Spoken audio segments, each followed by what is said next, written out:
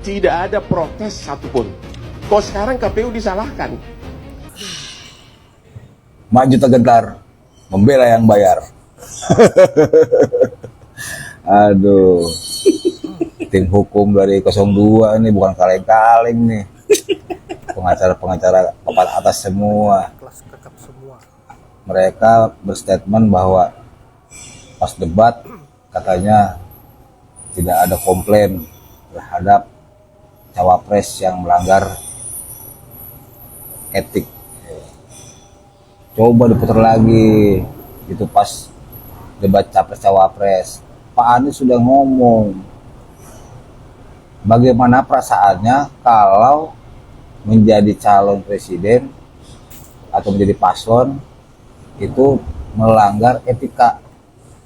Begitu kan nggak dijawab tuh sama Pak Prabowo. Gimana sih? Begini nih, kalau orang punya ilmu tinggi tapi luluh karena dibayar membela yang salah. Gitu. Jangan dibela kalau emang salah walaupun bayarannya menggiurkan. Ngerti nggak? Ngerti nggak? Ini ibarat kata nih. Kalian buat bagi THR. Ibarat kata begini nih, kata pepatah. Orang yang rajin belajar dan mengaji itu menjadi anak yang pintar dan soleh. Kalau orang yang malas belajar dan mengaji, nanti gedenya jadi pelugung 02. Begitu. Gue tampol juga nih. Hotman Paris. Ya. 01 itu udah betul, Pak Anies Baswedan. Betul deh itu. Ya. Kau aja yang tolol. Ya. Kalau kau merasa diri kau pintar, Pak Anies kau bilang tolol, kau saat ini yang kami nilai tolol, ya. Jadi kalau kau tersinggung, sakit hati, makanya kau juga rombak bahasa kau itu. Jangan kau anggap diri kau tuh pintar, padahal kami menilai kau tuh tolol, tahu kau? Jadi jangan kau tunjukkan diri kau tuh sebagai pengacara hebat, banyak harta segala macam. Kau nggak ada, kau miskin kau. Ya, kau miskin kau. Ya. Yang kaya itu orang yang punya pikiran jujur, ya. Yang kaya itu orang yang punya perubahan dari yang tak sehat menjadi sehat. Bagaimana menciptakan Indonesia ini supaya damai?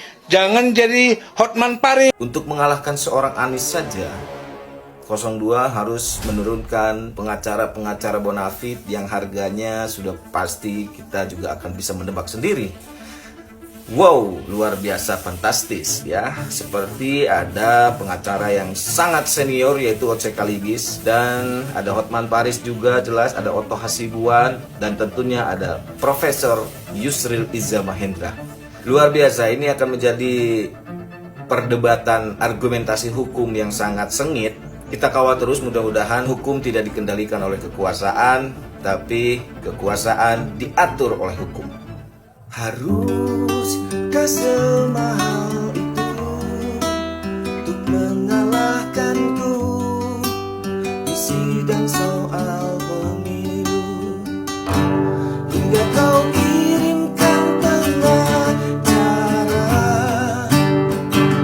yang sudah pasti mahal harganya, mulai dari ojek Kaligis sampai ke Hotman Paris, yang pasti honornya bikin meringis. Tapi jangan sampai menangis, oh Pak Anies. Nih, gua kalau lihat pengacara-pengacara begini kan adem ya nggak? Kayaknya nggak pernah ada kasus pengacara-pengacara yang adem ayem ya nggak, membela yang benar. Lu lihat tuh pada pengacara-pengacara Pak Anies tuh, ya kan? Kayaknya belum pernah ada kesandung hukum. Tapi kalau pengacara yang ono ada yang udah pernah makan nasi cadong. Kasus apa tahu dulu tuh.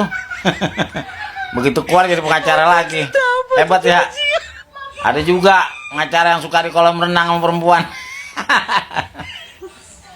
Ya kalau masyarakat yang berakal sehat, ya nggak, kita pilih pengacara yang ini lah ya.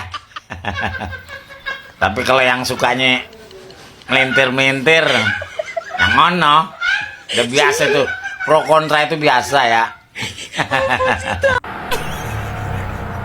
Dulu waktu kampanye sampai bayar-bayar buzzer, sampai buzzer yang udah kelas kakap itu mah, yang followersnya udah jutaan.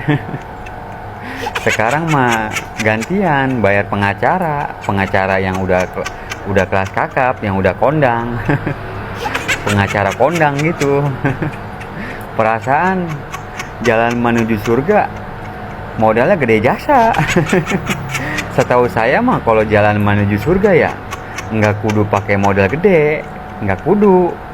Orang setahu saya mah kalau di surga entarnya kebanyakan orang susah bang. Di surga mah orang kaya mah belakangan. Apalagi orang kaya yang boleh hasil begituan. Kecerdasan Hotman Paris Hutapea itu semakin lama semakin turun, bahkan cenderung mentah. Lah saat dia menjadi pengacara tim 02 Prabowo Gibran, dia mengatakan tuntutan kubu 01 hanya ngoceh dan cengengesan. Pengen tahu kalimat dari Hotman Paris? Nanti tak jelaskan kementahan semakin tidak bermutunya Hotman Paris Hutapea. Ini videonya. Jadi permohonan dari 01 ini sebenarnya cukup dijawab oleh satu paragraf. Satu paragraf aja. Karena yang lainnya hanya ngoceh-ngocehan sana sini, ya. Hanya satu, bansos itu adalah sah sesuai dengan undang-undang.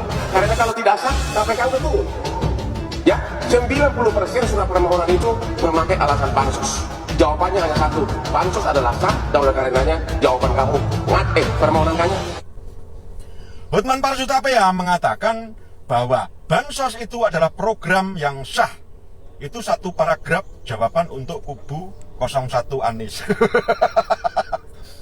Apa kalau itu program yang sah dan disepakati antara pemerintah dan DPR, tidak boleh ditanyakan? Masukan untuk Hotman Paris dan tim yang katanya ini dewa pengadilan, ini dedengkotnya hukum pengacara. Gini ya Hotman, kasus EKTP itu juga program pemerintah. Kenapa Setia Novanto sampai di penjara?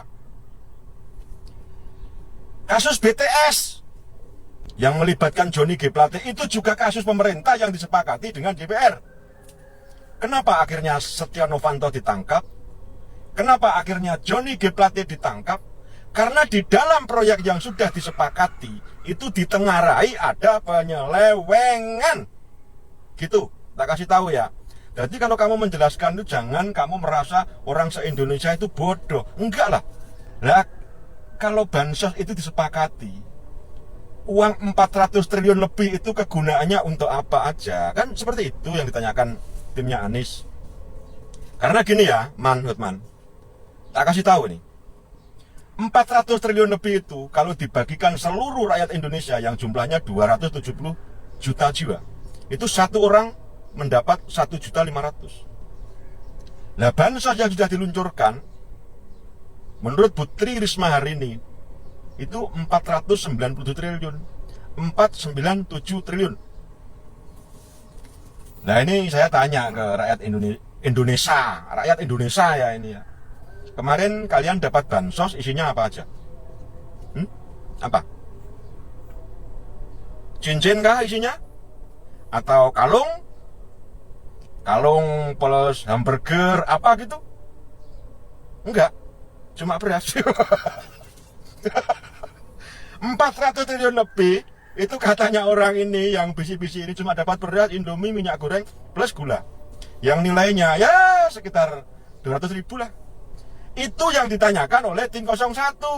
Uang yang 400 triliun itu program yang sah dari pemerintah itu, uangnya untuk bansos semua apa tidak? Kan gitu Hotman logikanya. Tak ajari kamu. Jadi cara statement seperti ini saya seperti melihat anak kecil yang dikasih permen gembira terus ngoceh-ngoceh. Takbir. Ya, itulah sejumlah para netizen yang mengomentari apa yang menjadi statement Bang Hotman Paris sebagai pengacara yang cukup disegani di negara ini. Tetapi hari ini tidak ada lagi rasa takut dengan pengacara yang modelannya seperti Bang Hotman Paris ini, karena beliau membela orang yang membayar beliau meskipun yang dibelanya ini adalah orang yang salah. Dan ini membuat para netizen sangat murka dan merujak habis-habisan Bang Hotman Paris. Dan bahkan ada yang mengatai tolol dan seperti anak kecil yang diberi permen. Saya kira harga diri Bang Hotman Paris sudah tidak ada lagi di mata sebagian rakyat Indonesia, di mata netizen. Kenapa? Karena Bang Hotman Paris ini menggunakan kecerdasannya dengan jalan yang salah.